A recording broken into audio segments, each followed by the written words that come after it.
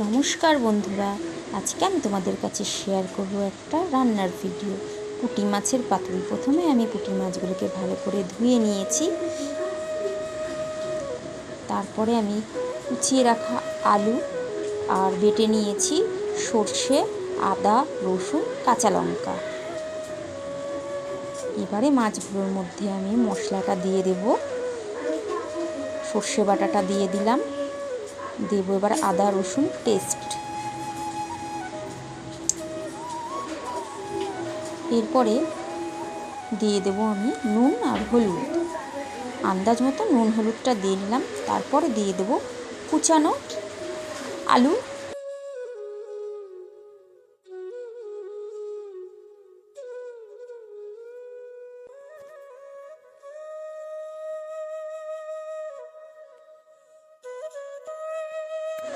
এরপরে দিয়ে দেব সর্ষের তেল।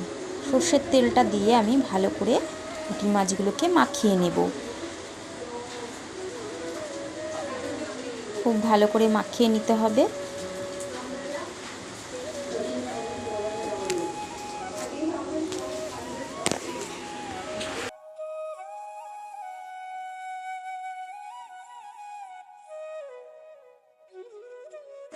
এরপরে আমি ভালো করে কলা পাতাটাকে ধুয়ে নিয়েছি। কলা পাতাটাকে আমি সুন্দর করে গুছিয়ে নেব।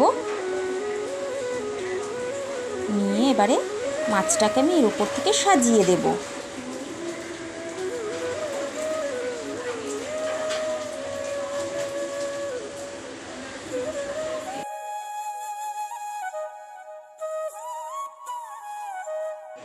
দেখো তোমরা, আমি গ্যাসের উপরে ঠিক এইভাবে করে দিয়েছি, খুব শর্টে।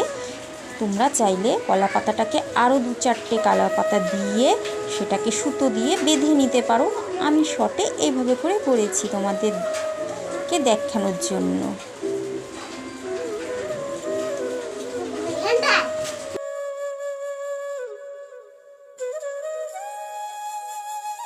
এখানে কেন নিয়েছো? এখানে রাখতে পারো। তোমরা বলো, আমার এই পুঁটি মাছের পাতুরিটা তোমাদের কেমন লাগলো? অবশ্যই আমাকে কমেন্টের মাধ্যমে জানিও। আর তোমাদের যদি আমার ভিডিওটি ভালো লেগে থাকে তাহলে লাইক, শেয়ার, কমেন্ট করতে ভুলো না।